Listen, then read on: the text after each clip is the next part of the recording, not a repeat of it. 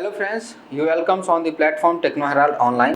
सो दोस्तों, हम structural analysis में सेकंड चैप्टर स्टार्ट करते हैं, that is slope deflection method, जिसमें से हम देखेंगे introduction of slope deflection method और देखेंगे कैसे हम स्लोप डिफ्लेक्शन इक्वेशंस को डेराइव करते हैं। So start the lecture.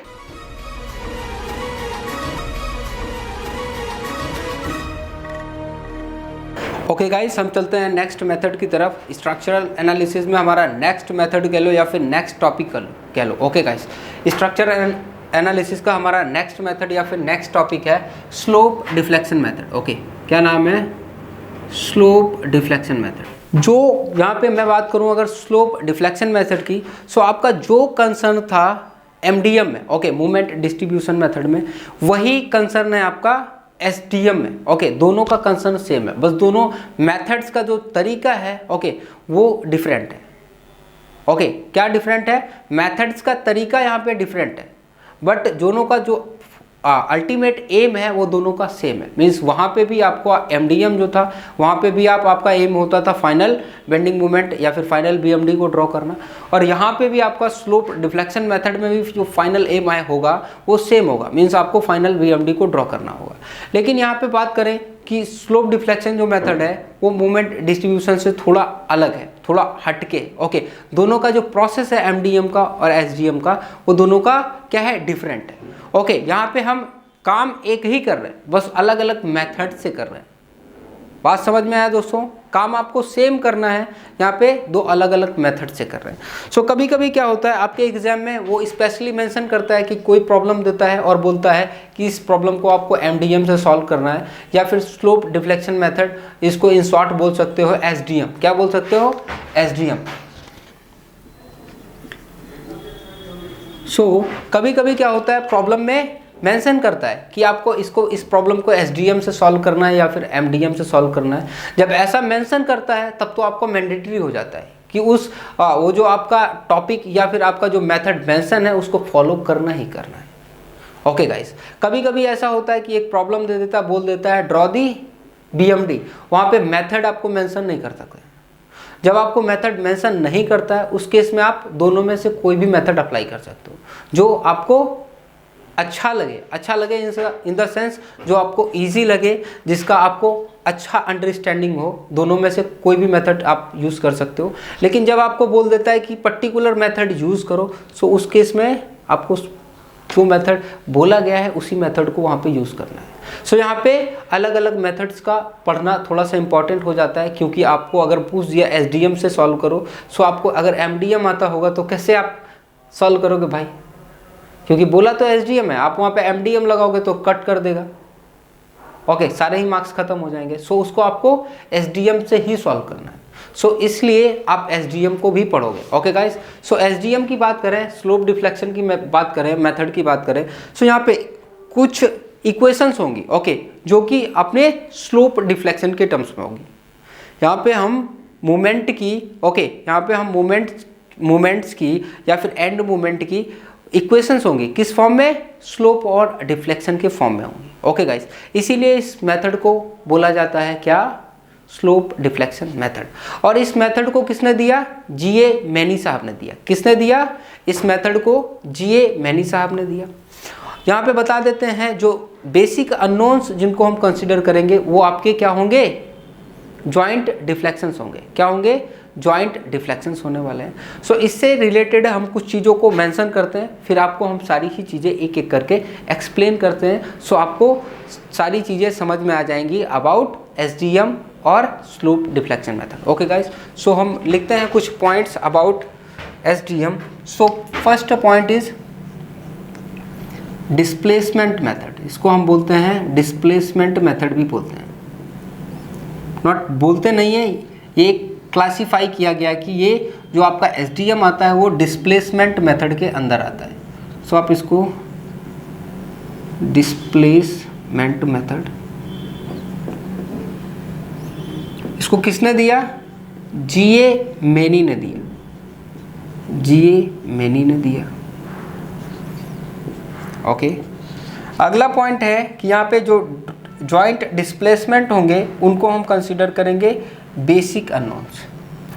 Joint displacement joint displacement क्या होगा, आपके स्लोप हो सकता है और आपका डिफ्लेक्शन हो सकता है। ओके, डिफ्लेक्शन हो सकता है। Are the considered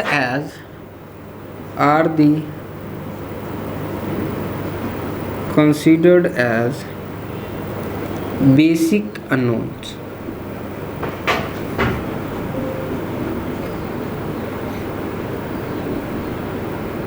okay guys, आपका जो अगला पॉइंट है, एक्सियल डिफॉर्मेशन। ओके, या फिर axial deformations are neglected and shear deformations are considered। Okay, आगे बात करते हैं। हमारा नेक्स्ट पॉइंट जो है, यहाँ पे यूज़ करेंगे joint equilibrium.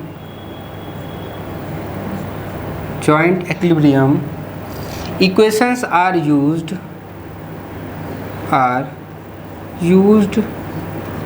To use joint displacement,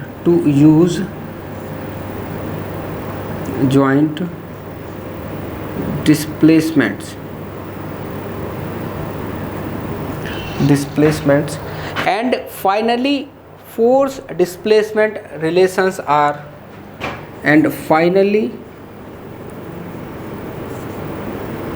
force displacement relations are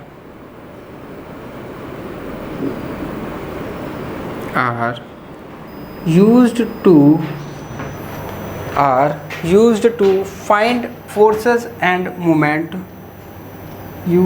to find forces and moment, moments in the member। Okay, ये हमारे कुछ इम्पॉर्टेंट पॉइंट्स हैं जो कि हमारे स्लोप डिफ्लेक्शन मेथड के इम्पॉर्टेंट पॉइंट्स हैं। ओके, हमारे एसडीएम के कुछ इम्पॉर्टेंट पॉइंट्स हैं। सो आपका जो एसडीएम होता है उसको हम डिस्प्लेसमेंट मेथड के फॉर्म में लिखते हैं। ओके, या फिर आप स्लोप डिफ्लेक्शन मेथड को क्या लिखते हो, ये एक तरीके का डिस्प्लेसमेंट मेथड है। कैसा है? डिस्प्लेसमेंट मेथड है। अभी मैं आपको बताऊंगा कि आपका क्या होता है डिस्प्लेसमेंट मेथड और क्या होता है force method. Generally structural analysis में दो तरीके के मेथड्स होते हैं। एक होता है आपका फोर्स मेथड, दूसरा होता है डिस्प्लेसमेंट मेथड। अगर फोर्स मेथड की बात करें तो फोर्स मेथड में आपका जो अननोन्स होता है वो होता है आपका रिएक्शंस। क्या होता है? रिएक्शंस और मूवमेंट। लेकिन आपका जो डिस्प्लेसमेंट मेथड होता है, इस मेथड में जो बेसिक अननोन्स होते हैं उनको हम क्या कंसीडर करते हैं? जो हमारे बेसिक अननोन्स होते हैं वो रोटेशंस या फिर स्लोप और डिफ्लेक्शंस होते हैं। ओके गाइस, सो यहाँ पे क्या है, यहाँ पे आपका जो बेसिक अननोन है कौन है? यहाँ पे स्लोप और डिफ्लेक्शन यहाँ पे बेसिक अननोन्स हैं। इसलिए आपके स्लोप डिफ्लेक्शन मेथड जो आ जाता है वो डिस्प्लेसमेंट मेथड की कैटेगरी में आता है। किसकी कैटेगरी में आता है? डिस्प्लेसमेंट मेथड की कैटेगरी में आता है। क्यों आता है? क्योंकि जो आपके यहाँ पे आपका जो स्लोप डिफ्लेक्शन मेथड है उसके जो बेसिक अननोन्स हैं वो किसके टर्म्स में होते हैं? स्लोप और डिफ्लेक्शन के टर्म्स में होता है। ओके गाइस, इसीलिए ये जो आपका एसडीएम होता है वो किसके अंदर आता है? डिस्प्लेसमेंट मेथड के आता है। और इसको किसने दिया? इस एसडीएम मेथड को जीए मैनी साहब ने दिया। अगर आप कंपटीशन का तैयारी करते हैं तो वहाँ पे पूछा जा सकता है आपसे कि आपका स्लोप डिफ्लेक्शन मेथड किसने दिया, सो आपका आंसर होना चाहिए जीए मैनी साहब ने दिया। ओके गाइस, आगे क्या बोला है? ये जब स्लोप डिफ्लेक्शन मेथड हमारा डिस्प्लेसमेंट मेथड के अंदर आता है, सो हमारा डिस्प्लेसमेंट मेथड क्या होता है? एक ऐसा मेथड जिसके जो जॉइंट डिस्प्लेसमेंट है। जॉइंट डिस्प्लेसमेंट का मतलब क्या है? जॉइंट पे जो स्लोप और डिफ्लेक्शन की वैल्यूज़ हैं। ओके, जॉइंट डिस्प्लेसमेंट का मतलब क्या है? स्लोप और डिफ्लेक्शन की वैल्यूज़ जो जॉइंट पे हैं। ओके, जो जॉइंट्स पे स्लोप और डिफ्लेक्शन की वैल्यूज़ होती हैं उनको हम इस मेथड में बेसिक अननोन्स कंसीडर करते हैं। ओके, जो अननोन्स होते हैं वो क्या होते हैं, स्लोप और डिफ्लेक्शन होते हैं। अब बात करते हैं यहाँ पे एक्सियल डिफॉर्मेशन आर नेग्लेक्टेड।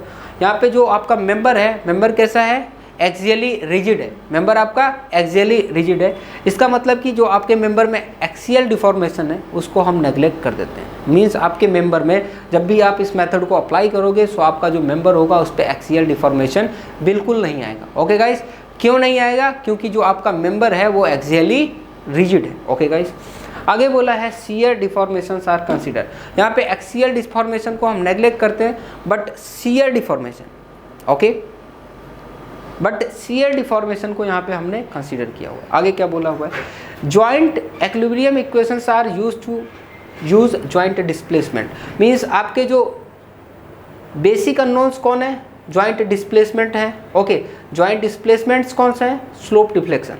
जो आपके बेसिक अननोन्स हैं कौन, स्लोप डिफ्लेक्शन, उनको कैलकुलेट करने के लिए आप क्या अप्लाई करते हो, जॉइंट इक्विलिब्रियम इक्वेशन। समझ में आया बात। यहाँ पे जो आपके बेसिक जॉइंट डिस्प्लेसमेंट्स हैं, जो आपके अननोन्स हैं, अननोन्स कौन है, स्लोप और डिफ्लेक्शन। इन स्लोप और डिफ्लेक्शंस को या फिर आपके जो जॉइंट डिस्प्लेसमेंट हैं उनको कैलकुलेट करने के लिए आपको यूज़ करना होता है जॉइंट इक्विलिब्रियम इक्वेशन। जब आप जॉइंट इक्विलिब्रियम इक्वेशन यूज़ करते हो तो आपको पता चल जाते हैं स्लोप और डिफ्लेक्शन का वैल्यू यानी कि आपके जॉइंट डिस्प्लेसमेंट का वैल्यू, और finally force displacement relations are used. उसके बाद जब आपको पता चल जाता है आपका क्या जॉइंट डिस्प्लेसमेंट, उसकी मदद से आप जो स्लोप डिफ्लेक्शन इक्वेशन लिखते हो उसी इक्वेशन को, स्लोप डिफ्लेक्शन इक्वेशन को आप फोर्स डिस्प्लेसमेंट रिलेशन भी बोलते हो। सो आप जब आपका जो स्लोप डिफ्लेक्शन इक्वेशन है उन वैल्यूज़ में आप स्लोप और डिफ्लेक्शन की यानी कि जॉइंट डिस्प्लेसमेंट जो आपने कैलकुलेट किया उनकी वैल्यू पुट करते हो, सो वहाँ से आपको फोर्सेस और मोमेंट्स की वैल्यू मेंबर्स में मिल जाती है। क्लियर गाइस, सो सारे पॉइंट्स आपको क्लियर हैं, किस पॉइंट का क्या मीनिंग है। ओके, अगर जो चीज़ें यहाँ पे अभी क्लियर नहीं है, जब आप मेथड को फॉलो करोगे ओके तब सारी की सारी चीज़ें आपको क्लियर हो जाएंगी। क्योंकि यहाँ पे जस्ट हमने कुछ चीज़ें लिख रखी हैं यार, अभी आपको ये भी नहीं पता ये स्लोप डिफ्लेक्शन मेथड होता क्या है, तो जस्ट हमने कुछ चीज़ें लिख रखी हैं, इनको सिंपल एक्सप्लेन कर दिया। ओके, लेकिन इन चीज़ों का बहुत बड़ा मीनिंग है जब आप मेथड को अप्लाई करोगे। ओके, जब आप मेथड को डीपली स्टडी करना शुरू करोगे तब इन लाइंस का मीनिंग आपको क्लियरली समझ में आ जाएगा कि ये सर ने क्या बोला था या फिर ये क्या लिखा हुआ था। ओके गाइस, सो यहाँ तक क्लियर, आगे बढ़ें। ओके, बिल्कुल बढ़ते हैं भाई। सो हमारा अगला काम क्या है, अगला काम होगा यहाँ पे जो हमारे फोर्स डिस्प्लेसमेंट रिलेशंस हैं या फिर जो हमारे स्लोप डिफ्लेक्शन इक्वेशंस हैं उनको डेराइव करना। सो हम क्या करते हैं, first of all slope deflection equations को यहाँ पे डेराइव करने की कोशिश करते हैं।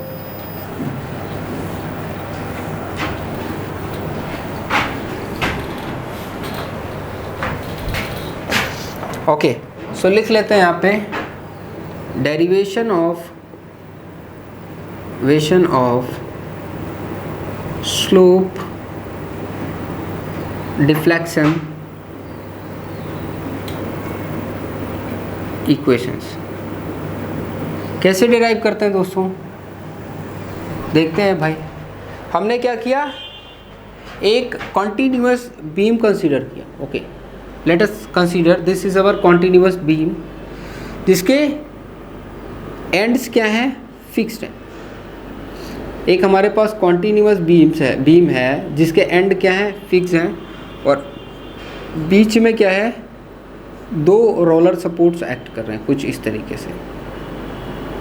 Okay guys, so this is our continuous beam. So अगर हम बात करें ए बी स्पैन की, किसकी, हम यहाँ पे इस कॉन्टिन्यूअस में बात करने वाले हैं ए बी स्पैन पे। सो ए बी स्पैन पे अगर कोई load, point load P act कर रहा है, लेफ्ट सपोर्ट यानी कि ए से स्मॉल ए डिस्टेंस पे और बी से स्मॉल बी डिस्टेंस पे। ओके, यहाँ पे जो हमारी कंसीडर्ड स्पैन है वो कौन सी है, ए बी पे। सो हम ए बी स्पैन के लिए, ओके, स्पैन ए बी के लिए हम क्या करने वाले हैं, डेराइव करने वाले हैं स्लोप डिफ्लेक्शन इक्वेशंस को। किसके लिए, स्पैन ए बी के लिए। ओके गाइस, सो हम क्या करते हैं, इस स्पैन को इस स्पैन का जो हमारा स्लोप डिफ्लेक्शन इक्वेशंस है उनको डिराइव करने वाले हैं। सो कैसे डिराइव करेंगे उसको देखते हैं दोस्तों। यहाँ पे क्या होगा, जो ए और बी मान लेते हैं, एंड ए और एंड बी, इस पे जो फाइनल मोमेंट्स होंगे वो क्या होंगे, जितने भी इफेक्ट्स इस स्पैन ए बी पे आ रहे होंगे, ओके, जितने भी तरीके के मूवमेंट्स इस स्पैन ए बी पे आ रहे होंगे उसका समीशन ही आपका जो मूवमेंट होगा एंड ए पे हो जाएगा और एंड बी पे हो जाएगा। बात समझ में आई दोस्तों। इस स्पैन पे जितने भी इफेक्ट हैं उनकी वजह से जो मूवमेंट्स आ रहे हैं उनका सबका समीशन जो होगा वो एंड ए का मूवमेंट हो जाएगा और एंड बी का मूवमेंट हो जाएगा। सो कौन कौन सा इफेक्ट आ रहा है उसको हम देख लेते हैं दोस्तों। यहाँ पे अगर हम बात करें फर्स्ट इफेक्ट की, ओके, कंसीडर्ड स्पैन लिख लेते हैं पहले। हमारी जो कंसीडर्ड स्पैन है वो कौन सी है, ए बी, और इस पे हमें देखना है किस किस वजह से हमारे एंड ए और एंड बी पे मोमेंट्स जनरेट हो रहे हैं। ओके, सो पहली बात करें, so first thing is the loading. Okay, first thing is the loading. So लिख सकते हो आप यहाँ पे loading effect. So loading effect से कौन से मूवमेंट्स जनरेट हो रहे होंगे। अगर हम लोडिंग की बात करें, सो अगर हम माने जो हमारा जॉइंट ए और जॉइंट बी है वो कैसा है, फिक्स्ड एंड है, और इसके मिड पे क्या आ रहा है, कोई लोड, नॉट मिड पे, मिड से बीच को छोड़ के किसी डिस्टेंस स्मॉल ए फ्रॉम ए पे कोई एक क्या आ रहा है, आपका पॉइंट लोड आ रहा है, और बी से स्मॉल बी डिस्टेंस पे ए बी। इस लोडिंग की वजह से एंड ए और एंड बी पे कौन से मूवमेंट्स जनरेट होंगे, फिक्स्ड एंड मूवमेंट्स। क्या जनरेट होंगे, इस लोडिंग की वजह से आपके एंड ए और एंड बी पे फिक्स्ड एंड मूवमेंट्स जनरेट हो जाएंगे, जिनको आप बोल सकते हो M bar A B and this is M bar B. इस केस की अगर बात करूं तो इस केस में आपका एम बार ए बी क्या होने वाला है दोस्तों, एम बार ए बी जो होगा वो हो जाएगा माइनस, माइनस क्यों, क्योंकि ए पे जो फिक्स्ड एंड मूवमेंट है वो एंटी क्लॉकवाइज है। सो हो जाएगा P A B square by L square. Okay guys, ये तो आपकी बात हो गई एम बार ए बी की। अब हम अगर बात करें यहाँ पे एम बार बी ए की, सो एम बार बी ए क्या हो जाएगा, प्लस, क्योंकि एम बार बी ए मीन्स जो आपका बी पे फिक्स्ड एंड मूवमेंट है वो कैसा है, clockwise. So plus P A square B by L square. So ये तो आपकी बात हो गई लोडिंग की इफेक्ट से स्पैन ए बी पे, किसकी वजह से, लोडिंग के इफेक्ट से स्पैन ए बी पे क्या होंगे, फिक्स्ड एंड मूवमेंट्स जनरेट हो जाएंगे। दैट इज ए पे जो फिक्स्ड एंड मूवमेंट जनरेट होगा उसको हम बोलेंगे एम बार ए बी, और जो बी पे जनरेट होगा उसको बोलेंगे एम बार बी ए। और इस लोडिंग की वजह से जो एम बार ए बी का वैल्यू होगा वो हो जाएगा minus P A B square by L square, और आपका एम बार बी ए का वैल्यू हो जाएगा plus P A square B by L square. Okay guys, ये तो आपका फर्स्ट इफेक्ट हो गया। अब चलते हैं हम दूसरे इफेक्ट की तरफ। सो हम चलते हैं सेकंड इफेक्ट की तरफ। सो सेकंड इफेक्ट क्या है दोस्तों, rotation at A by theta A. क्या होता है, rotation at A by theta A means हम यहाँ पे बोलना चाह रहे हैं कि अगर आपका स्पैन ए बी की बात करें, सो ए बी की बात करें, ओके, किसका, ए बी की बात करें। सो दो सपोर्ट के बीच में अगर कोई रोलर है उसका मतलब क्या है, उसको हम फिक्स सपोर्ट की तरीके से ट्रीट करते हैं। So A B, okay, A B span या मेंबर में क्या है, theta B, sorry theta A, okay, A B span में थीटा ए बी स्पैन में क्या होगा, एक थीटा ए जनरेट होगा, क्योंकि आपका जो ए एंड है वो कैसा है, रोलर है। सो यहाँ पे थीटा ए जनरेट होगा एंड ए पे थीटा ए जनरेट होगा। इस थीटा ए की वजह से ये जो आपका थीटा ए जनरेट हुआ, इस थीटा ए की वजह से जॉइंट ए पे कितना मोमेंट जनरेट होगा, कितना मोमेंट जनरेट होगा भाई, कितना हो जाएगा भाई, मोमेंट जो जनरेट होगा वो जनरेट होगा 4EI/L इंटू थीटा ए, कितना 4EI/L इंटू थीटा ए। सो जब आपका मूवमेंट इस थीटा ए की वजह से ए पे मूवमेंट जनरेट होगा, लेट अस कंसीडर एम। सो जब आपका एम कंसीडर होगा ए पे, सो आपका फार्दर एंड क्या है, फिक्स है। सो एम का आधा ट्रांसफर हो जाएगा कहाँ, फार्दर एंड पे। ओके, हाफ मूवमेंट ट्रांसफर हो जाएगा कहाँ पे, फार्दर एंड पे। सो आप यहाँ पे लिख सकते हो कि due to theta A movement at end A is 4EI theta A by L, किसकी वजह से, due to theta A, theta A moment at A. Okay, क्या हो जाएगा, मोमेंट एट ए क्या हो जाएगा दोस्तों, मोमेंट एट ए, आपका जो मोमेंट एट ए हो जाएगा वो हो जाएगा 4EI/L थीटा ए। ओके, ये आपका due to theta A theta A की वजह से ए पे कितना मोमेंट जनरेट होगा, 4EI/L थीटा ए। और इस थीटा ए की वजह से जब ए पे एम है, सो बी पे कितना, इसका आधा ट्रांसफ़र हो जाएगा। सो बी पे मूवमेंट कितना हो जाएगा दोस्तों, बी पे आधा हो जाएगा। सो जो मूवमेंट होगा वो हो जाएगा 2EI/L इंटू थीटा ए। सो ये तो आपका दूसरा इफेक्ट हो गया। ओके, आगे चलते हैं हम तीसरे इफेक्ट की तरफ। So as per third effect, क्या कहता है third effect, rotation at B by theta B, rotation at B by theta B.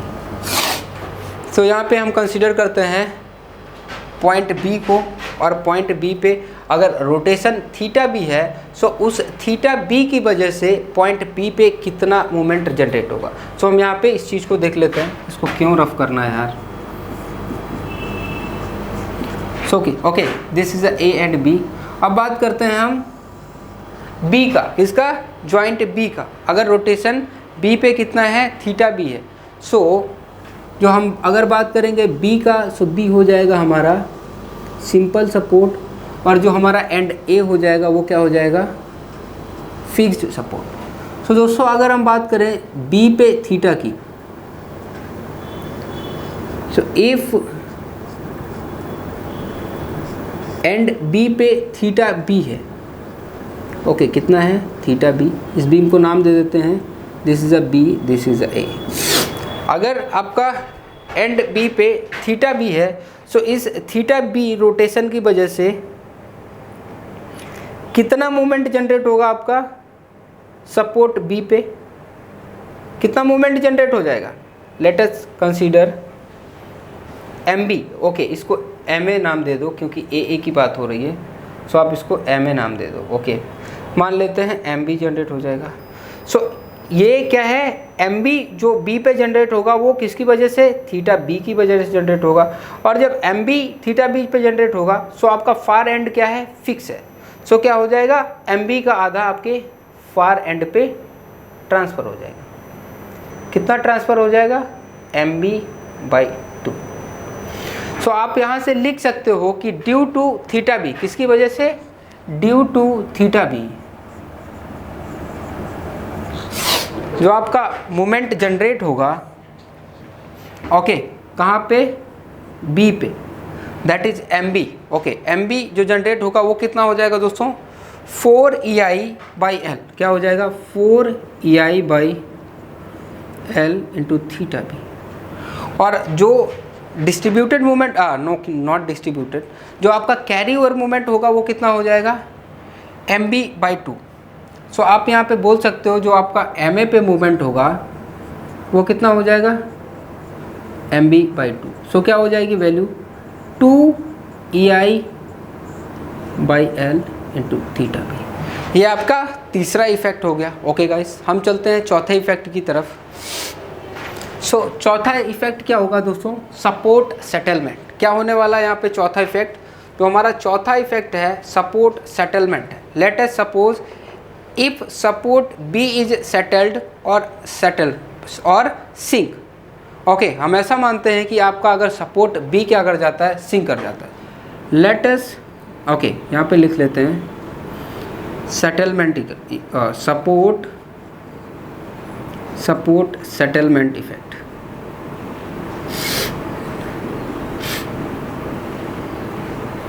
Okay, let us suppose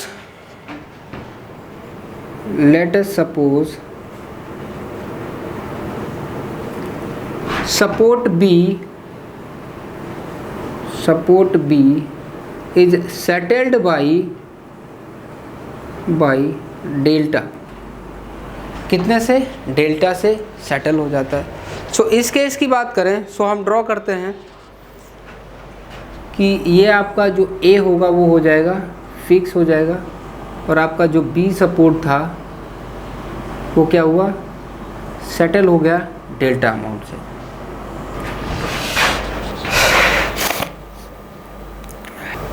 okay,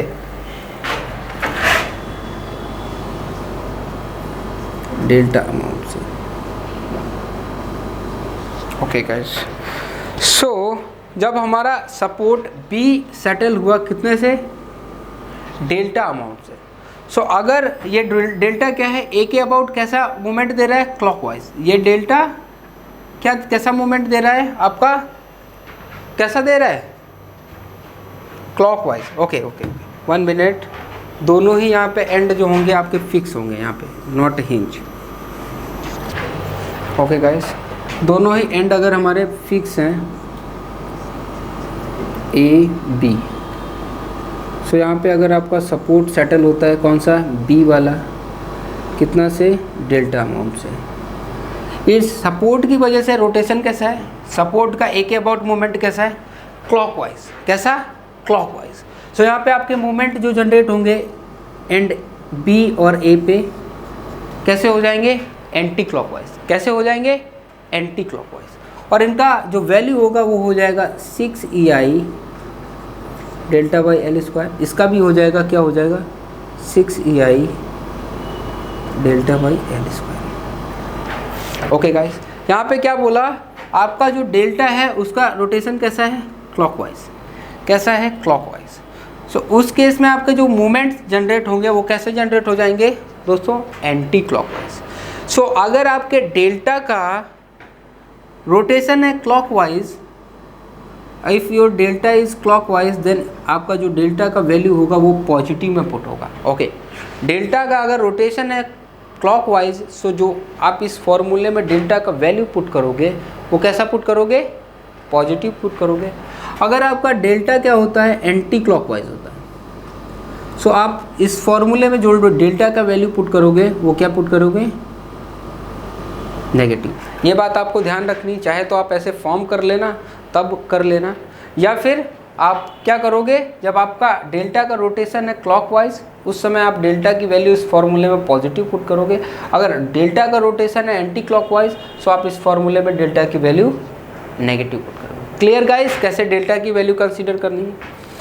सो दोस्तों, अगर मैं बात करूँ, एक और बात यहाँ पे बोलूँ कि आपका जो सपोर्ट ए है, okay, support A is the left support and support B is the right support. आपके सपोर्ट ए या फिर आपके लेफ्ट सपोर्ट के रिस्पेक्ट में अगर आपका सपोर्ट बी सेटल होता है, किसके रिस्पेक्ट में, लेफ्ट सपोर्ट के रिस्पेक्ट में अगर आपका सपोर्ट बी डेल्टा अमाउंट से सेटल होता है, सो उस केस में आपका जो आपका डेल्टा होगा वो आप पॉजिटिव कंसीडर करो। किस केस में, जब आपका ए के रिस्पेक्ट में, मींस लेफ्ट सपोर्ट के रिस्पेक्ट में आपका राइट सपोर्ट डेल्टा अमाउंट से सेटल होता है, उस केस में आप डेल्टा की वैल्यू को पॉजिटिव कंसीडर करते हो। ओके गाइस, लेकिन अगर आपका क्या होता कि राइट सपोर्ट जो है, ओके, आपका राइट सपोर्ट क्या है, वो वहीं पे बना रहता है और आपका लेफ्ट सपोर्ट क्या होता, सेटल हो जाता है।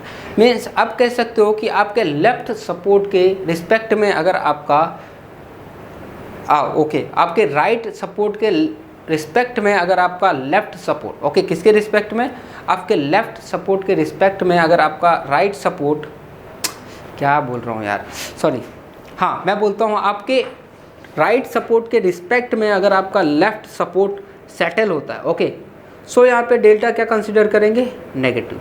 सो डेल्टा की वैल्यूज़ कंसीडर करने के मैंने 2 तरीके बताए। एक तो आप देखोगे कि डेल्टा का जो रोटेशन है वो कैसा है, अगर डेल्टा क्लॉकवाइज सो डेल्टा का वैल्यू आप पॉजिटिव इस फॉर्मूले में पुट करोगे, और अगर डेल्टा आपका anti clockwise so negative put कर दोगे। ओके गाइस, दूसरा क्या मैंने बोला कि अगर लेफ्ट सपोर्ट के रिस्पेक्ट में राइट सपोर्ट सेटल होता है सो डेल्टा का वैल्यू पॉजिटिव, और अगर आपका राइट सपोर्ट के रिस्पेक्ट में लेफ्ट सपोर्ट क्या होता है, सेटल होता है, सो उस केस में डेल्टा का value negative. Okay guys, clear यहाँ पे। सो आप यहाँ पे लिख सकते हो जो आपका मोमेंट का वैल्यू होगा किसकी वजह से, सपोर्ट सेटलमेंट की वजह से। आप लिख सकते हो M A B, okay M dash A B क्या हो जाएगा, equals to M dash B A, जो कि किसके बराबर हो जाएगा, 6EI, okay 6EI delta by L square.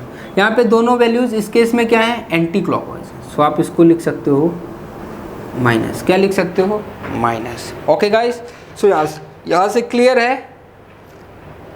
है कि सपोर्ट सेटलमेंट इफेक्ट को कैसे कंसीडर करना है, एकदम क्लियर हो चुका है, बिल्कुल क्लियर हो चुका है। ओके गाइस, सो यहाँ पे जो आपने 4 इफेक्ट देखे, 1 इफेक्ट, 2 इफेक्ट, 3 इफेक्ट और 4 इफेक्ट, ओके इस आपके ए बी स्पैन में जो आपने स्पैन कंसीडर की है, इसमें से मैक्सिमम 4 तरीके के, ओके 4 तरीके से आपके मूवमेंट्स जनरेट हो सकते हैं।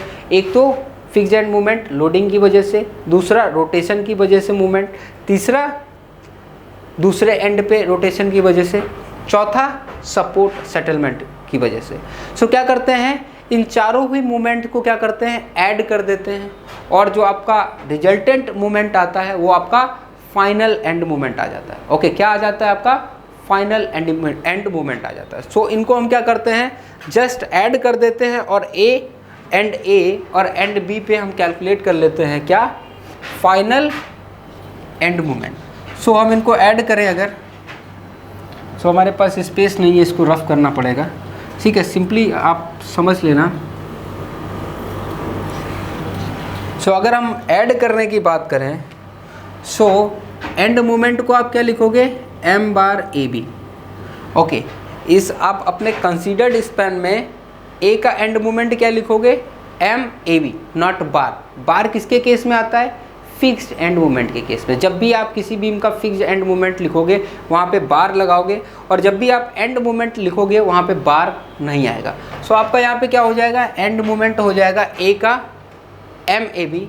ए पे कौन कौन सा इफेक्ट आ रहा है, एक तो आपका आ रहा था फिक्स्ड एंड मूवमेंट जिसका क्या था, माइनस ए की बात हो रही है, so minus PAB² by L square, कुछ इस तरीके से सर। दूसरा rotation at A, okay theta A rotation हो रहा है कहाँ पे, ए पे। सो ए पे मोमेंट का वैल्यू कितना आ रहा था, ए पे जो आपका मोमेंट का वैल्यू आ रहा था वो आ रहा था प्लस का 4EI by L into theta A. Okay ये तो बी का था, इसको हमने छोड़ दिया। फिर rotation at B by theta B, जब आपका रोटेशन बी पे होता है थीटा बी पे, ओके जब आपका रोटेशन बी पे होता है कितना, थीटा बी। सो उस केस में ए पे आपका मोमेंट कितना आ रहा था दोस्तों, उस केस में आपका जो मोमेंट आ रहा था वो आ रहा था प्लस का 2EI by L into theta B. और अगला इफेक्ट क्या है, सपोर्ट सेटलमेंट का। So M dash A B क्या हो जाएगा, minus 6EI delta by L square. So यहाँ पे हो जाएगा minus 6EI delta by L square. Okay guys, ये तो आपका फाइनल एंड मोमेंट हो गए। इनको थोड़ा हम क्या करते हैं, मॉडिफाई करते हैं और इन इक्वेशन को कन्वर्ट करते हैं हम स्लोप डिफ्लेक्शन इक्वेशंस में। सो इनको अगर मॉडिफाई करें, सो आप एंड मोमेंट ए बी को क्या लिख सकते हो, this is your fixed end moment, this is what, this is your fixed end moment. So आप इसको लिख सकते हो M bar A B plus, यहाँ से क्या कर सकते हो, यहाँ से आप 2EI बाई एल को कॉमन ले सकते हो। 2ei/l को कॉमन लिया, सो यहाँ पे क्या बचा 2θ, यहाँ पे क्या बचा θb, यहाँ पे क्या बचा, यहाँ पे बचा 3Δ/l, क्या बच गया 3Δ/l। सो यहाँ से आपका एक इक्वेशन आ चुका है MAB, okay, end moment at AB, okay, end moment in AB member eight A क्या आ चुका है, fixed end moment at A, okay. उसके बाद 2ei ब्रैकेट में 2θA plus θb minus 3Δ/l, okay guys. ये तो आपका एक एंड पे मीन्स मेंबर AB में एंड A का हो चुका है एंड मोमेंट। अब बात करते हैं हम मेंबर AB में ही, ओके, कहाँ पे जॉइंट B का एंड मोमेंट का वैल्यू क्या होगा। सो सिंपल, जैसे आपने A पे किया वैसे ही आपको B में करना है। सो यहाँ पे क्या हो जाएगा एंड मोमेंट का वैल्यू एट जॉइंट B पे, सो हो जाएगा MBA, ये हो जाएगा दोस्तों, क्या हो जाएगा वैल्यू आ रही थी PA²B/L², यहाँ पे क्या वैल्यू आ जाएगी प्लस आ जाएगी, और okay θA rotation eight A की वजह से क्या आ जाएगा 2ei/L इंटू θA, यहाँ पे क्या आ जाएगा plus ei/L, okay, plus 4ei/L into θB minus 6ei/Δ/L², okay guys. So इसको हम क्या करते हैं सिंप्लीफाई करते हैं, इस इक्वेशन को क्या करते हैं हम यहाँ पे सिंप्लीफाई करते हैं।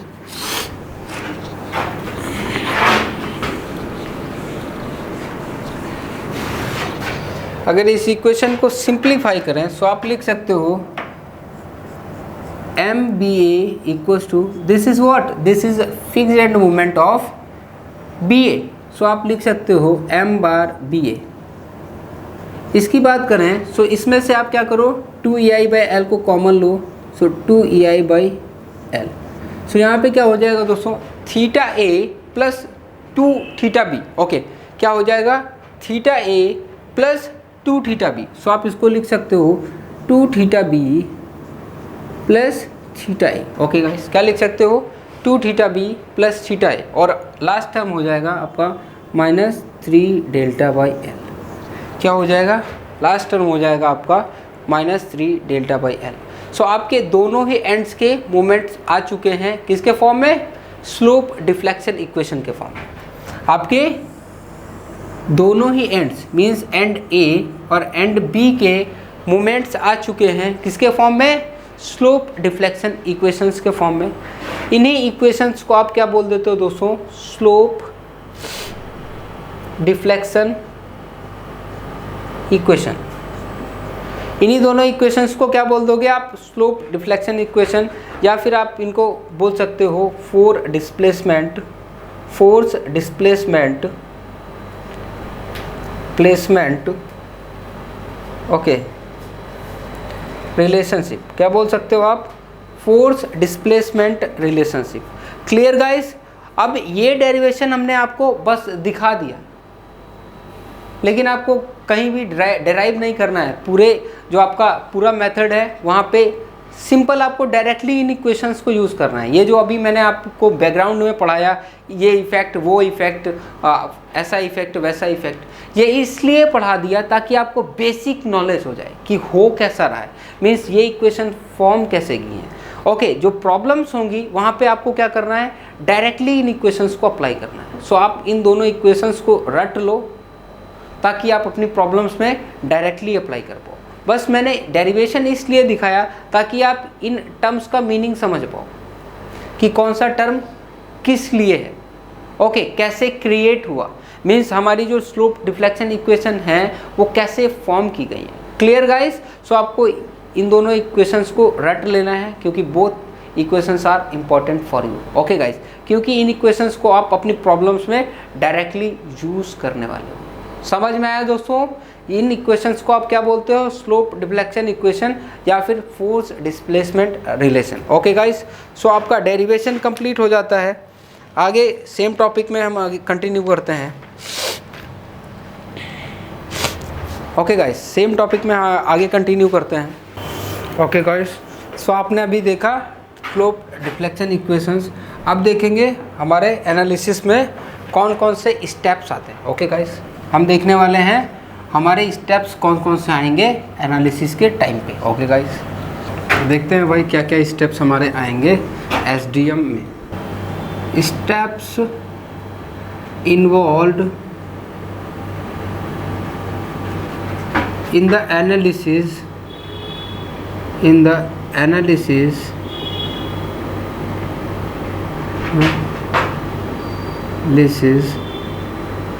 by using SDM। हम देखेंगे कि जब हम SDM की हेल्प से किसी स्ट्रक्चर को अगर एनालाइज करते हैं तो वहाँ पे कौन कौन से स्टेप्स आपको फॉलो करने होंगे।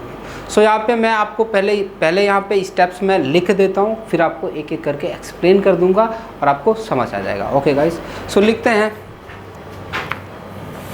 तो मैं बात करूँ यहाँ पे क्या हो जाएगा, स्टेप 1। सो स्टेप 1 में पहला काम होगा आपका कैलकुलेट करना होगा आपका फिक्स्ड एंड मोमेंट। क्या करना होगा, calculate fixed and moments.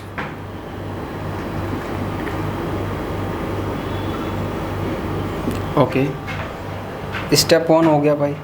Step 2 क्या हो जाएगा,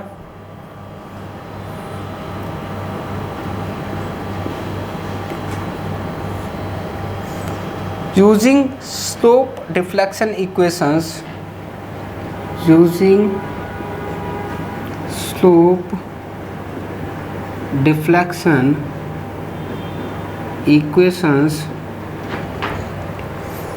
write all the end moments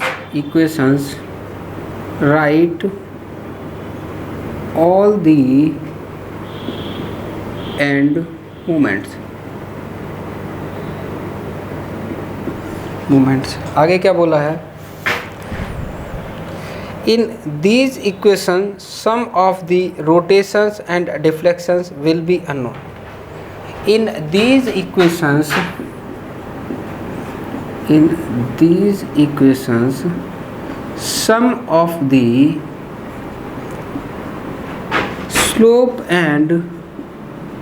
slope and deflections are unknowns। Okay, are unknowns या फिर will be unknown।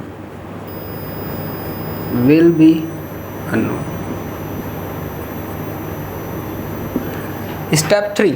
Okay, step 3 क्या है,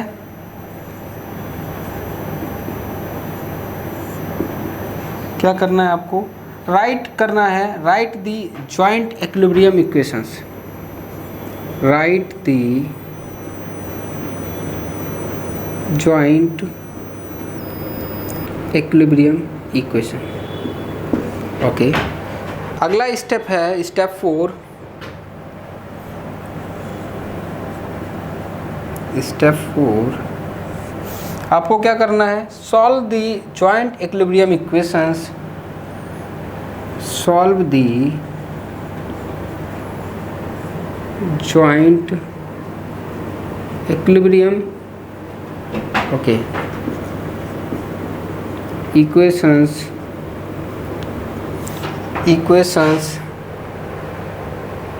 to get the unknown rotations and deflection, to get the unknown slope and deflection। Okay, this is step 4। अगले step की तरफ चलते हैं, step 5।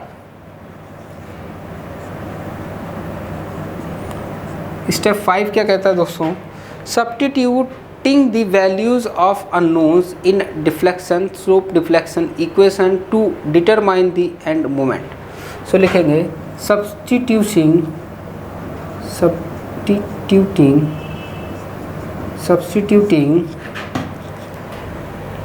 the values of unknowns the values of unknowns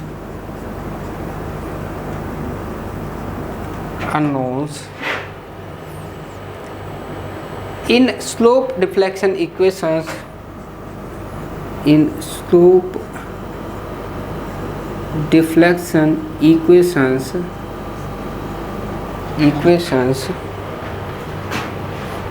determine the end moment.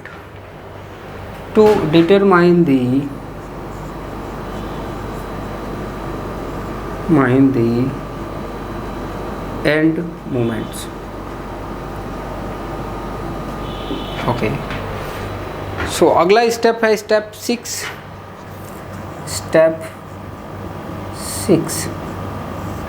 क्या करना है आपको? Treating each member of continuous beam as a simply supported beam. Treat each end of continuous beam as simply supported beam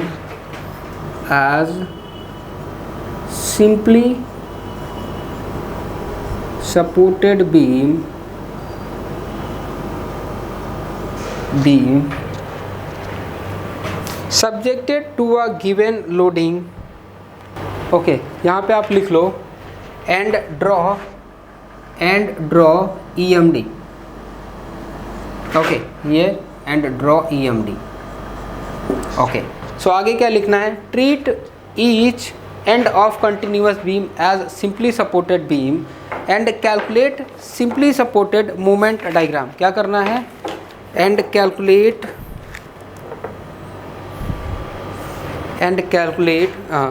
treat each end of continuous beam as a simply supported beam to a given loading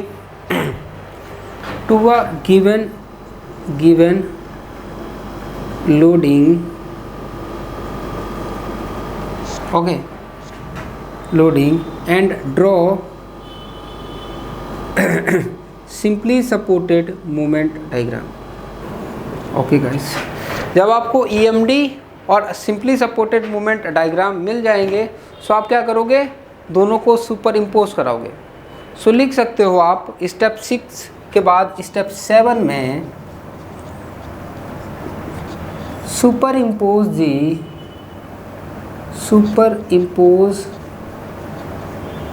the simply supported movement diagram MD over EMD.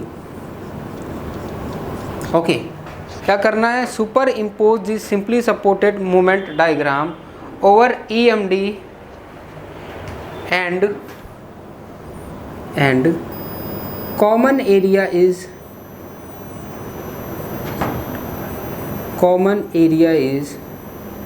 cancel out and remaining area is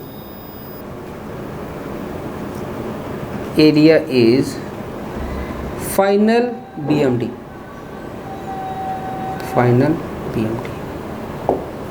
okay guys, so आपके जो आपका SDM है उसमें से आपको 7 steps follow करने होंगे और आपका फाइनल BMD ड्रॉ हो जाएगा. ओके गाइस, सो आपने देखा जो आपका MDM था और SDM है दोनों में ही फाइनल एम क्या है? फाइनल BMD ड्रॉ करना. बस दोनों मेथड्स अलग अलग हैं. मीन्स एम दोनों का सेम है और मेथड जो है, तरीका जो है वो दोनों का अलग अलग है. ओके गाइस, सो हम बात कर रहे हैं SDM की.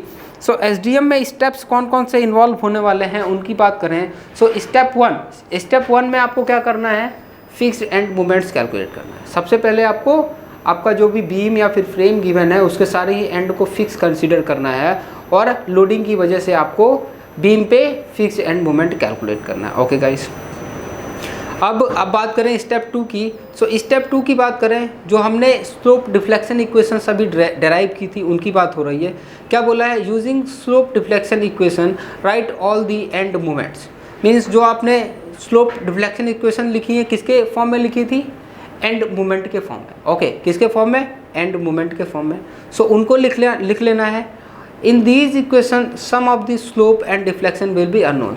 वो जो आपकी स्लोप डिफ्लेक्शन इक्वेशंस हैं वो किसके टर्म्स में है, एंड मोमेंट्स के टर्म्स में।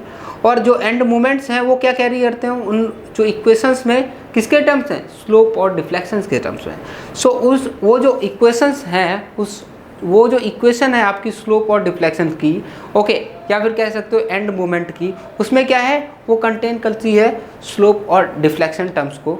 सो आपके जो कुछ उसमें से वो जो टर्म्स हैं उनमें से कुछ टर्म्स ऐसे होंगे जो स्लोप और डिफ्लेक्शन के ही टर्म्स होंगे, जो कि क्या होंगे, अननोन होंगे।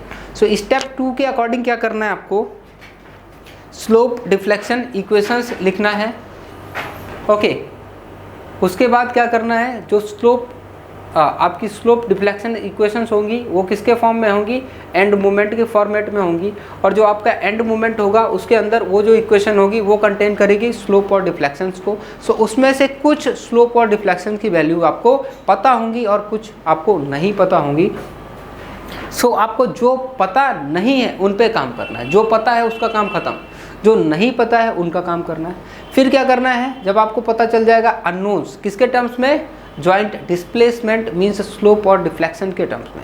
सो आपको क्या करना है, उसके बाद स्टेप 3 में जाना है और आपको लिखना है जॉइंट इक्विलिब्रियम इक्वेशंस को। किसको लिखना है, जॉइंट इक्विलिब्रियम इक्वेशंस को लिखना है। जितने आपके डिस्प्लेसमेंट ओके अननोन्स होंगे, जितने भी आपके अननोन डिस्प्लेसमेंट होंगे उनके इक्वल ही आपका क्या होगा, जॉइंट इक्विलिब्रियम इक्वेशन होगा, ओके। जॉइंट डिस्प्लेसमेंट के जितने जॉइंट डिस्प्लेसमेंट आपके अननोन्स होंगे उसके इक्वल होगा आपका joint equilibrium equation. So step 3 के हिसाब से आपको क्या लिखना है, जॉइंट इक्विलिब्रियम इक्वेशन लिखना है। कैसे लिखते हैं वो मैं आपको सिखाऊंगा, ओके गाइस। आगे चलते हैं, हमारा स्टेप 3 ओवर हो जाता है, स्टेप 4 में चलते हैं। सो स्टेप 4 में बोला गया है solve the joint equilibrium equation to get the unknown slope and deflection. आगे क्या करना है, आपको सॉल्व करना है उस जो आपने जॉइंट इक्विलिब्रियम इक्वेशन लिखी है उसको सॉल्व करना है, और वहाँ से जो आपका अननोन था स्टेप 2 में, जो अननोन डिफ्लेक्शन या फिर स्लोप था उसको आपको क्या करना है, फाइंड आउट करना है। कैसे फाइंड आउट करना है, by the help of joint equilibrium equation, okay guys. So आपका स्टेप 4 ओवर हो जाता है। अब चलते हैं स्टेप 5 की तरफ। यहाँ पे जो आपका अननोन था जिसको आपने फाइंड आउट किया है उसकी वैल्यू को कहाँ पे पुट करेंगे, स्लोप डिफ्लेक्शन इक्वेशन में पुट करेंगे, और आपको वहाँ से क्या पता चल जाएगा, एंड मोमेंट। क्या बोला गया है, स्टेप 5 में बोला गया है substituting the values of unknowns in slope deflection equation to determine the end moment and draw EMD। क्या कर रहा है, जो आपने स्टेप 4 में अननोन्स या फिर जो आपके स्लोप और डिफ्लेक्शन जो अननोन्स है जिनको आपने कैलकुलेट किया है किससे, जॉइंट इक्विलिब्रियम इक्वेशन से, उनको पुट करना है कहाँ पे, स्टेप 2 की जो स्लोप डिफ्लेक्शन इक्वेशंस लिखी हैं उनमें पुट करना है, और आपको वहाँ से पता चल जाएगा एंड मोमेंट्स। और जब आपको फाइनल एंड मोमेंट्स पता चल जाएंगे सो आप EMD ड्रॉ कर सकते हो। EMD कैसे ड्रॉ करना है, जैसे आप MDM में EMD ड्रॉ करते थे सेम एज यूजुअल यहाँ पे भी आप ड्रॉ करोगे EMD, ओके। कोई चेंज नहीं है, EMD सेम ड्रॉ होगा एज अ MDM की तरह से यहाँ पे EMD ड्रॉ होगा, ओके गाइस। आगे चलते हैं स्टेप 6 की तरफ। सो स्टेप 6 में क्या बोला गया है, treat each end of continuous beam as simply supported beam to given loading and draw simply supported moment diagram. जब आपको EMD मिल चुका होगा सो अगला काम आपको पता ही है यार, जो MDM में करते थे वही SDM में करेंगे। क्या करेंगे, हर मेंबर का एक सिंपली सपोर्टेड मोमेंट डायग्राम बनाएंगे हर एक मेंबर का। जब आपको पता चल जाएगा सारे ही मेंबर्स का आपको पता चल जाएगा सिंपली सपोर्टेड मोमेंट डायग्राम। सो आपका स्टेप 6 ओवर हो जाता है, आप पहुंच जाओगे स्टेप 7 पे। स्टेप 7 में क्या करना है, जो आपका EMD होगा, ओके, उस EMD पे आप सुपर इम्पोज करा दोगे सिंपली सपोर्टेड मोमेंट डायग्राम को, और जो आपका फाइनल बेंडिंग मोमेंट डायग्राम बनेगा वो आपका हो जाएगा फाइनल BMD, ओके। क्लियर, सारे स्टेप्स आपको क्लियर हैं, कैसे 1 बाय 1 अप्लाई करना है एक बार फिर से मैं एक्सप्लेन करूं। सो एक बार फिर से मैं फटाफट आपको स्टेप से एक्सप्लेन कर देता हूँ। स्टेप 1 क्या कहता है, आपको फिक्स्ड एंड मोमेंट्स कैलकुलेट करना है, फिर आपको स्लोप डिफ्लेक्शन इक्वेशंस लिखना है जो हमने ड्राइव की थी, किसके टर्म्स में होंगी, एंड मोमेंट के टर्म्स में होंगी। जो एंड मोमेंट के टर्म्स में आपकी स्लोप डिफ्लेक्शन इक्वेशन होंगी वो स्लोप और डिफ्लेक्शंस को कंटेन करेंगी, जिसमें से कुछ स्लोप और डिफ्लेक्शन जो होंगे वो अननोन होंगे। क्या होंगे, वो अननोन होंगे। कुछ तो आपको नोन होंगे, नोन से हमें कोई मतलब नहीं, जो अननोन है उनको हमें कैलकुलेट करना। ओके गाइस, सो स्टेप 3 में क्या करना है, राइट दी जॉइंट इक्विलिब्रियम इक्वेशन। जितने आपके स्लोप और डिफ्लेक्शन अननोन्स होंगे, ओके, या फिर आपके जितने जॉइंट डिस्प्लेसमेंट अननोन्स होंगे उतनी ही आपकी जॉइंट इक्विलिब्रियम इक्वेशन बन के आएंगी। ओके, सो आप क्या करोगे, हर जॉइंट पे जॉइंट इक्विलिब्रियम इक्वेशन लिखोगे। स्टेप 4 में क्या करना है, आपको जॉइंट इक्विलिब्रियम इक्वेशन सॉल्व करना है और वहाँ से जो आपका अननोन था, ओके, स्टेप 2 का अननोन था स्लोप और डिफ्लेक्शन, उनकी वैल्यूज़ को कैलकुलेट करना है। Okay guys, so step 4 is over. Step 5 की बात करें, जब आप स्टेप 4 से कैलकुलेट कर लोगे अननोन्स स्लोप और डिफ्लेक्शन की वैल्यू, सो आप इन अननोन्स की वैल्यू को कहाँ पे पुट करोगे, स्टेप 2 की स्लोप डिफ्लेक्शन इक्वेशन में पुट करोगे। सो आपको वहाँ से मिल जाएगा एंड मोमेंट्स। जब आपको मिल जाएंगे एंड मोमेंट्स, सो आप वहाँ से ड्रॉ कर सकते हो EMD। ओके गाइस, जब आप EMD ड्रॉ करोगे, आगे के स्टेप्स मैंने बोल रखा है MDM जैसे ही है कि आगे क्या होता है, जब EMD ड्रॉ हो जाता है उसके बाद आपको simply supported movement diagram draw करते हो। जब आपका EMD और सिंपली सपोर्टेड मूवमेंट डायग्राम आ जाते हैं, सो क्या करते हो, आप सिंपली सपोर्टेड मूवमेंट डायग्राम को उठा के EMD के ऊपर सुपर इम्पोज करा देते हो। और जब आप सिंपली सपोर्टेड मूवमेंट को EMD पे सुपर इम्पोज कराते हो, सो उस टाइम जो कॉमन एरिया होता है वो कैंसिल हो जाता है और जो रिमेनिंग एरिया होता है वो आपका रिजल्टेंट BMD कहलाता है। ओके गाइस, क्लियर सारे स्टेप्स। अगर अभी डाउट है सो एक सवाल सॉल्व कर लो, फिर आप एक बार स्टेप्स को पढ़ना, फिर आपको सारी चीज़ें क्लियर हो जाएंगी। ओके गाइस, क्योंकि ये सारी मैथमेटिकल चीज़ें लिखी हुई हैं। सो जैसे ही आप यहाँ से एक सवाल सॉल्व करोगे, उसके बाद इन स्टेप्स को पढ़ोगे, सो आपको समझ आ जाएगा कि क्या चल रहा है। ओके, मीन्स यहाँ पे क्या हो रहा है, क्या होता है SDM, कैसे हम चीज़ों को कैलकुलेट करते हैं। Okay guys, clear. सो हम चलते हैं प्रॉब्लम की तरफ।